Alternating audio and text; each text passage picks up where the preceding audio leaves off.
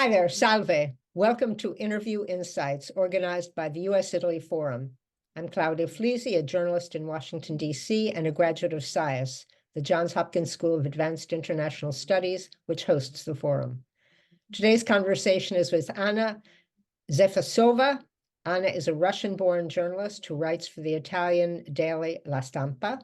And from 1992 to 2004, she was the newspaper's Moscow correspondent.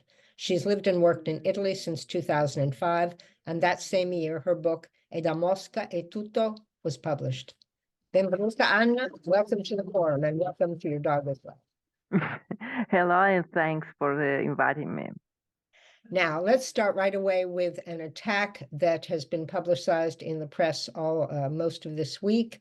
It was the attack on a theater in Moscow, where between 133 and possibly up to 150 people have died.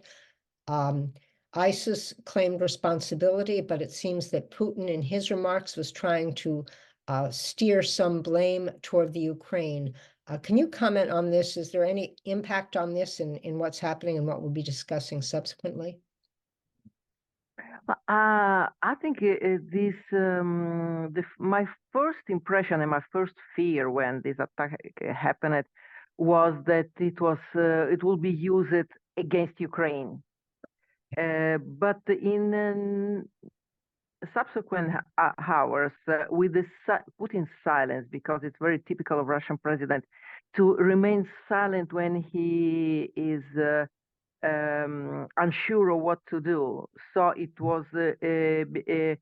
became clear, more and more clear, that this attack was a kind of a surprise. It was something that Putin didn't waited for, probably, and that he didn't knew how to use it, where to go, how to explain it, especially after it just 5 days after his so-called landslide victory in the elections, which of course we cannot call elections.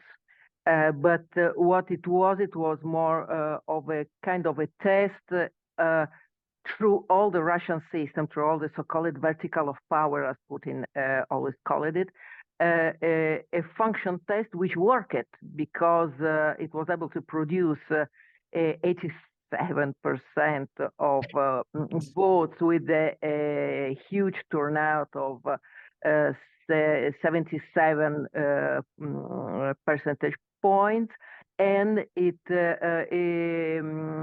showed more than a real consensus and support for Putin. It showed the existence and the perfect functioning of a system where from the Kremlin down to the last village and the last school or even kindergarten, where the teachers were asking the parents of the kids to vote, to go to vote, it was that Putin managed to construct in a quarter of century, from 99 to our days, managed to construct a system where that could produce the result he wants.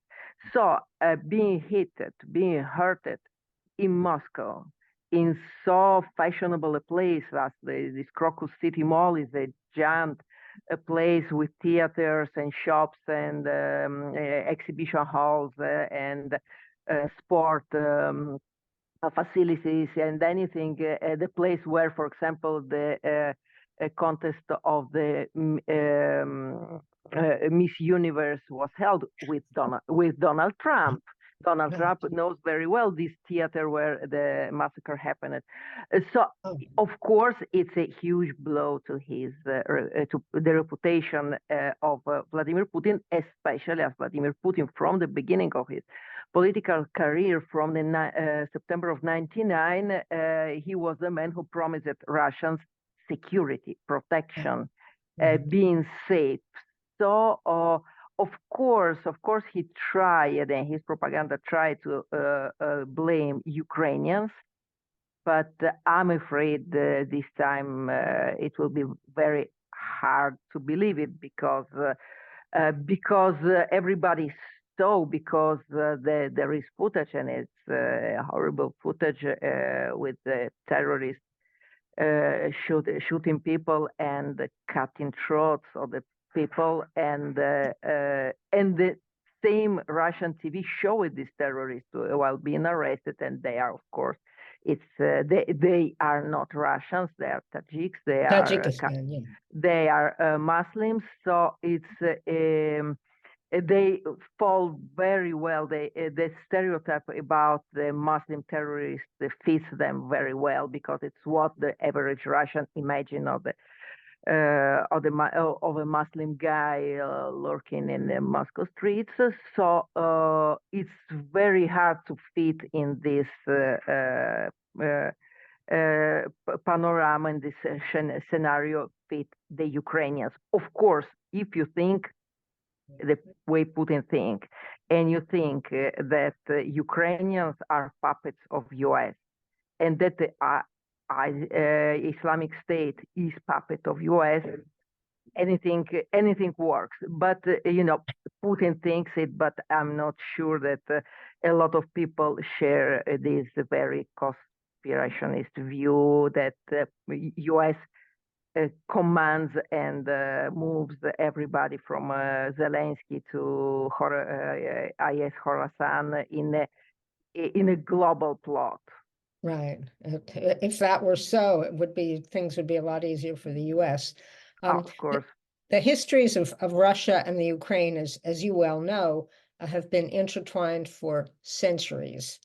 How important is the impact of this intertwined history in an eventual end to the current conflict? In other words, what are some of the underlying factors that may have led Russia to invade, other than Putin's own ideas and, let's say, a not unreasonable fear of NATO being close to Russia's border? Are there any other factors that have to do with historical ties that might have led to the invasion? As for the NATO, I must say it's a very strange fear because NATO was always from the beginning, from its founding days, it had a close border with Russia in Norwegia.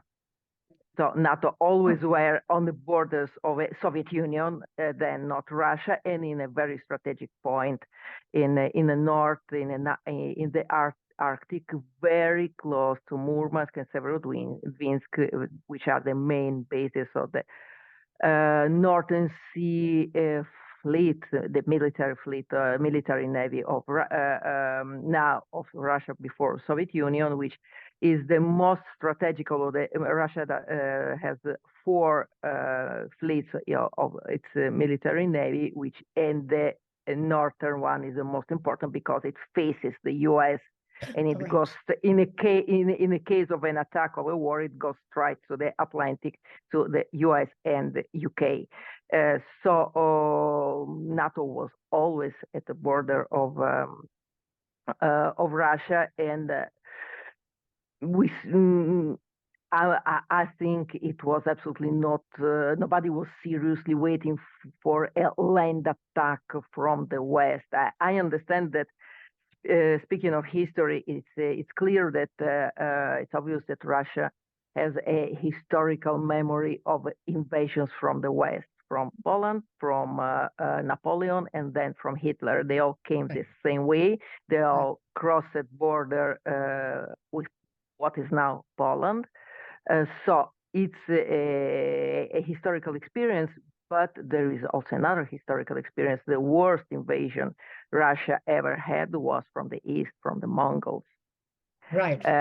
So it's not so much about practical concerns. It's much more about historical myths and historical perceptions. Vladimir Putin has born in 1952. He's a Soviet kid. He grew up in a Soviet propaganda, which told him about the West, which invaded Russia periodically from Alexander Nevsky until to Hitler.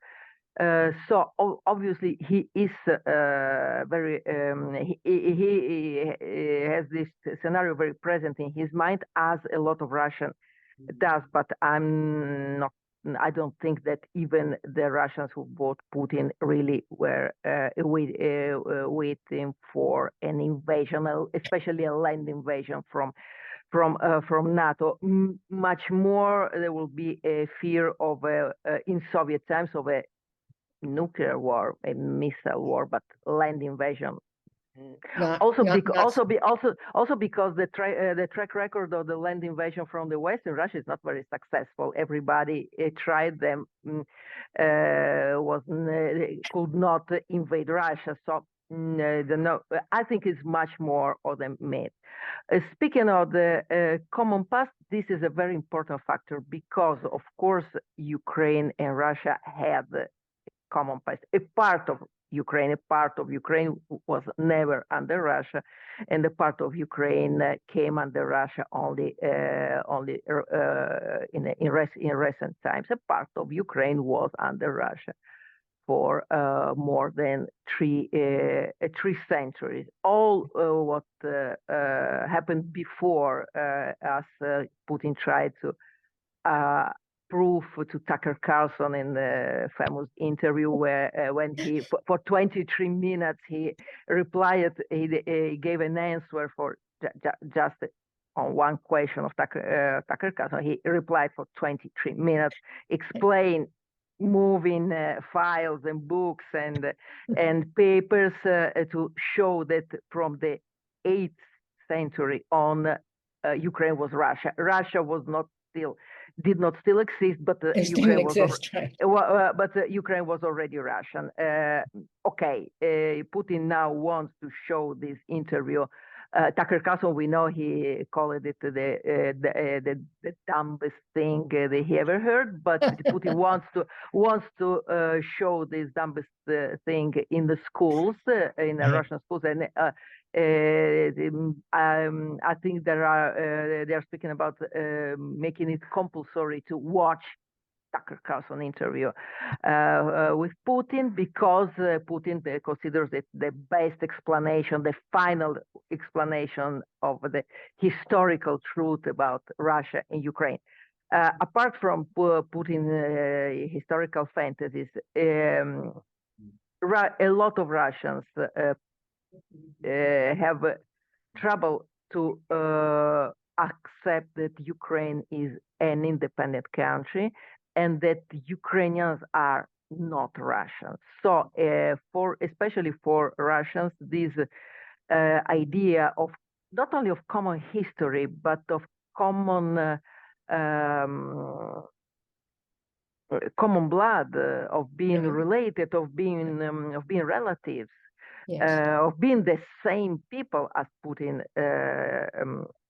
often says, we are the same and only people. A lot of Russians, of course, have the same idea, which comes from these 3 centuries of living together, which comes from millions of mixed marriages, which comes from the huge Russification of Ukraine, which is one of the reasons that Russians appropriated a lot of Ukrainian culture and Ukrainian intellectuals, writers, and painters, and musicians, and so on, and also civil servants. For example, Yaroslav Hrytsak, one of the most famous Ukrainian historians, he writes in his book about which is considered probably now the most accredited textbook of Ukrainian history from the Middle Ages on. He says that at the time of Catherine the Great, the Russian empress, more or less the half of her civil servants were Ukrainian, of Ukrainian origins, because, of course, it was there was an empire in the making, and a lot of people were interested to participate to this project. A lot of them have had the idea that Ukraine could become part of this project with a cultural or political autonomy, which was not the case at the end. So there are a lot of reasons why Russians and even a lot of Ukrainians, at least the Ukrainians which with Soviet background, consider it themselves to be more or less the same people. I'm afraid that after the 2014 and especially after 24th February of 2022, I think it's something that Ukrainians will not believe anymore. Even the Ukrainians who still recognize it and found it hard to cut their relationship with Russia and were more inclined to maintain, of course, the Ukrainian sovereignty. The idea that Ukraine was to rejoin Russia was an idea that probably existed only in Russia, because Ukraine, after 31 years of independence, at the moment of Russian invasion, was a grown-up country. If in the first years after the collapse of the Soviet Union, there was some uncertainty, even among the Ukrainians, about the future, saying, are we a sovereign country? Are we a peace going which went lost of Soviet Union? Are we going to live with Russia in a kind of commonwealth or community? Are we rejoin Russia in a kind of European Union? But I think that I don't remember a debate in Ukraine about rejoining Russia as part of Russia. Never. It was a debate of being cousins or friends or neighbors, but not becoming brothers again. Right. And now I think it's absolutely impossible. Now I think it's even if Russia will stop the war, even if Russia will repent and pay the damages and ask pardon, first of all, because Russia has first to admit she was wrong, and she will never do it again. Even in this case, which for now is not, it's not in a close, at least not in a close perspective. I think we will need decades before Russians, before Ukrainians will accept they have something in common with Russia. Now we see the opposite. We see a lot of Ukrainians trying to cut ties, even when where the ties are undeniable. Saying that nothing was Russian, that it's a post-colonial process also, and it started long before the invasion. Of course, the invasion accelerated it, and now a lot of Ukrainians, every Ukrainian speaks Russian. This idea that it was a linguistic conflict, ethnic conflict, that it was a clash between different communities. In Ukraine, the idea of different communities, Russian and non-Ukrainian or Russian-speaking or Ukrainian-speaking, never existed. It existed in the Baltic states, for example, which is true, which there is a huge and very visible divide between Latvian and Russians, Estonians and Russians, much less Lithuanian and Russians, because Russians were a minority in Lithuania, a little minority, because Russians in the Baltic states were invaders. They were the colonizators. They lived in different districts. They spoke a different language. They didn't marry outside of their communities, or at least it was not very frequent. They did different jobs because it was a kind of opposite system. Because usually, at least in a lot of colonies, the imperialists held the privileged jobs, the white-collar jobs. In the Baltic states, usually the locals were the intellectuals, the doctors, the writers, the architects, and so on, while the Russians were usually workers, of course, bureaucrats and workers. Right. And they were imported, so it was a clear case of colonization. Not the same thing. In Ukraine, this was never the case. Nobody ever said, I married a Russian or I married a Ukrainian. Every Ukrainian still speaks Russian. Of course, the younger Ukrainians speak less because they are coming from, they were schooled mostly in Ukrainian. There were, until the invasion, there were still classes of Russian in different schools in different regions in Ukraine, but the Ukrainian was promoted in schools and in a public space and as the official language. So young people are native Ukrainian speakers. And usually they spoke Russian with friends or in the families when it was the case. For the older Ukrainians, Russian is usually, for at least a half of Ukrainians, is the native language. Right. And anyway, if it is not, they speak Russian. All the Russian-speaking Ukrainians, in a way or another, understand Ukrainian, and the language issue was not a real issue. If you watch the documentary which won the Oscar, Yes. the 20 Days in Mariupol, Yes. it's all in Russian. There is one single line in Ukrainian where the policeman speaks in English and then he tries to speak in Ukrainian. Everybody else, the victims, the doctors, the military, everybody, they all speak in Russian.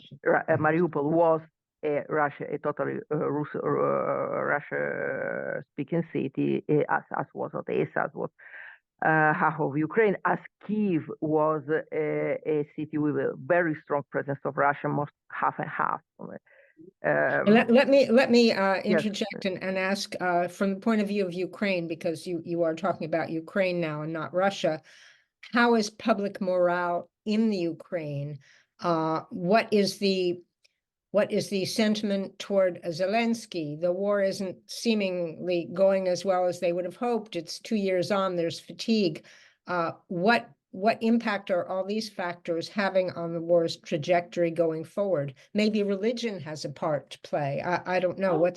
What's happening in Ukraine with regard to the war? Well, in Ukraine, there is, of course, a lot of fatigue. In Ukraine, there is a lot of pain. And there is a lot of depression because the first year and a half was a time of desperation, of pain, of fear, but also of hope, because very quickly, because in the first week of war, the Ukrainian defense had a huge success to repel Russian invasion, to defend Kyiv, and then in the next month to free more or less the half of the territories Russian invaded at the start of invasion in February 22. So there was a lot of hope, there was a lot of enthusiasm, there was confidence, which lasted until the autumn of 23, when it became clear that the counteroffensive didn't work, or better, it worked on the sea, but it didn't work on land, which was obviously what everybody was waiting for, freeing the people, freeing the territories. So from what I see, from what I hear from people in Ukraine, there is, of course, determination, because the point is that Ukrainians do not have another choice. For Russians, the choice is continue war or stop. They can stop any time, and it will be a political problem for Putin. It probably will be a problem of self-esteem for a lot of Russians, but it's not it can be done. For Ukrainians, stopping is not it's not an issue, because stopping means to fall in Putin's hands. So it's not they are going on, they will go on. The problem is that they are going on with much less confidence, very depressed, very tired, and very afraid it will end in a massacre. It will end with more losses, more deaths, more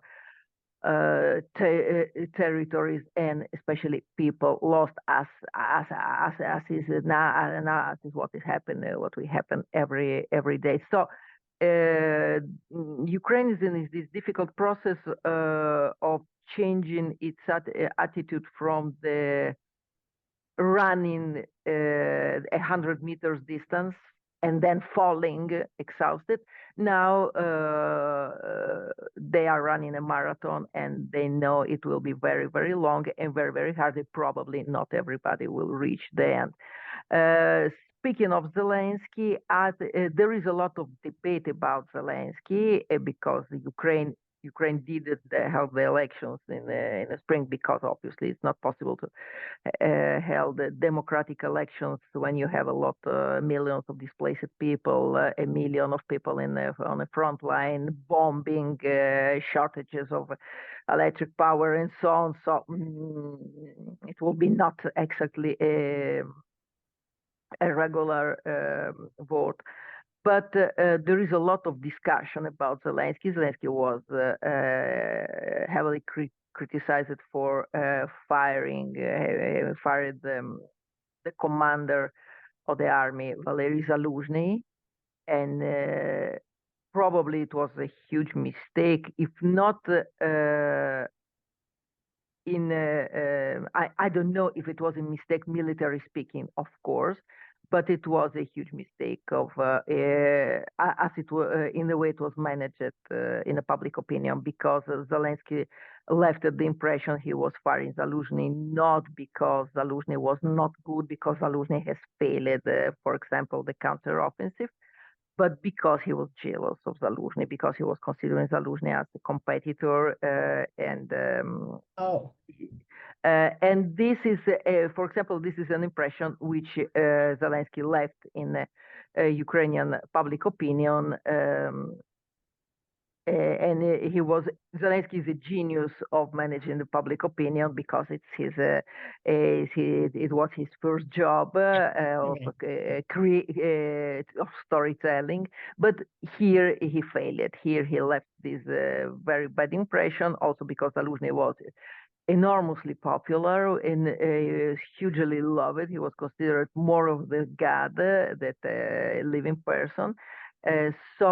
Also because Zaluzhny embodied the military, and the military in Ukraine now is not the army, is the people, because is a popular army. A lot of the people who are fighting now are volunteers, and there are the families who are waiting for the loved ones to come back from the front, or who lost the loved ones at the front line. And then there is this incredible phenomenon of crowdfunding, because every Ukrainian is giving money. If you go even on Facebook or other socials, you will see that more or less every Ukrainian is raising money for bulletproof vest, for a car, for drones, for something, even for I don't know, for socks, thermal socks or something for the people in the trenches. So it's Zaluzhny was all these people. He was not only the military; he was the Ukrainian people. So I think that from a political point of view, Zelensky is not even nearly in danger. He is not contested. Everybody knows that Zelensky is Zelensky. Zelensky is the face and the person who embodied the Ukrainian resistance, especially outside of Ukraine. He's a symbol, and so I think nobody is thinking of changing him. It's not a question. In the same time, a lot of Ukrainians are criticizing him for how he managed some issues during the war. Not only Zaluzhny case, for how he managed the situation before the war, because a lot of people still cannot forgive him for his public stance of saying there will be no war, it will be all right, don't worry, we will have soon we will have picnics and barbecues, there will be spring, while Russians were amassing weapons and tanks and missiles on the border. Probably Zelensky knew, of course, the war was inevitable, but he could not say it because saying it will mean panic. But a lot of Ukrainians are criticizing him, saying that if he will not try to calm the Ukrainians, more people will be safe, because more people would run away, more people will be prepared for the war, and there will be less victims, especially in the first in the first week. And of course, it's a dilemma. And of course, yes, we can say that at least it's something we have to discuss on, or better, Ukrainians have to discuss. There is, from what I heard from a lot of Ukrainians, there is a kind of consensus that Zelensky it's not questioned now, but that after the war, Zelensky will have to go. Right. We will. Yeah, we don't have a lot of time because we try to stay to 20 minutes. We're a little bit over that. Okay. But you've already alluded to this. We know you don't have a crystal ball, nor does anyone you speak to. But from the people you have spoken to, both within Ukraine, Russia, what are the possible scenarios? If you can briefly explain what the possible scenarios are for the end to this conflict, whether it's peace or a ceasefire, we don't know what's being discussed. Well, as we see it from this point, the only the peace is possible only if there is a regime change in Russia.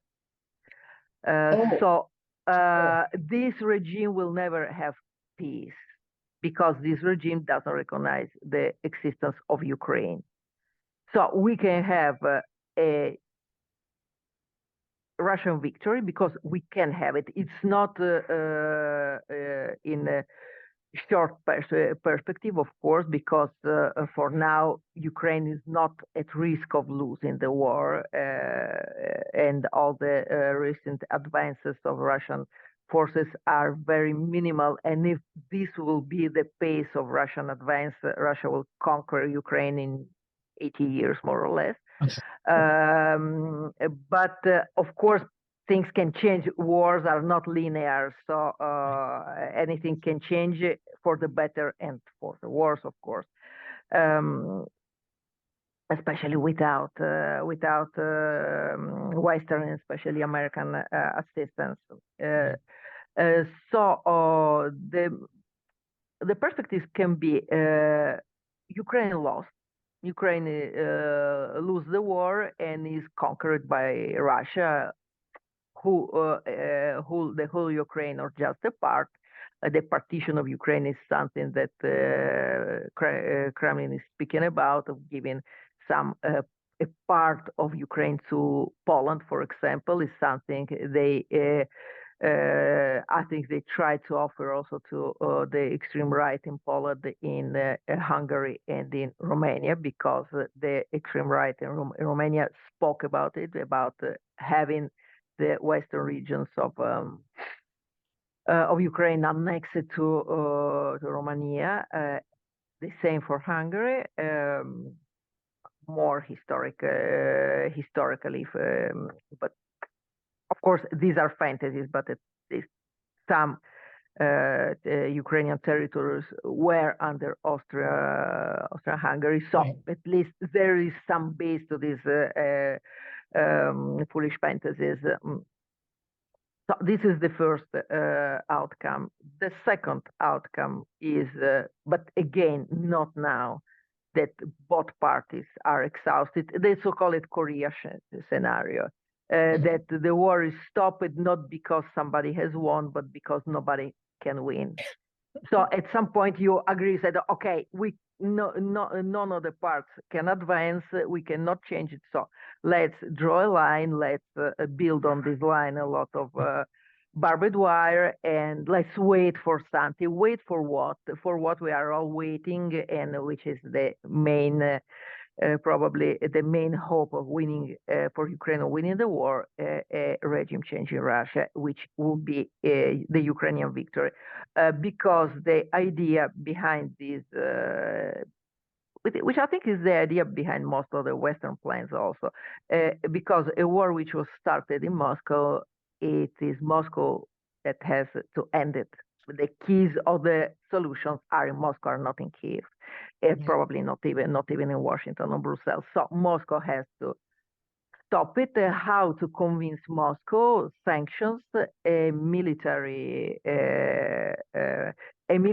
defeat, not a global defeat, but just some more military defeats, like the defeats in 22 with the victory in the Battle of Kiev, and then the retake of Kherson, which would put Putin in a really delicate position inside Russia. The point is to generate some kind of crisis in Russia, which could be economical, military, political, or all of this together, to force Putin, or otherwise to force people around Putin, Putin's entourage, to speak with Putin. We know Putin is not a guy who let the others persuade him easily, but there is still hope.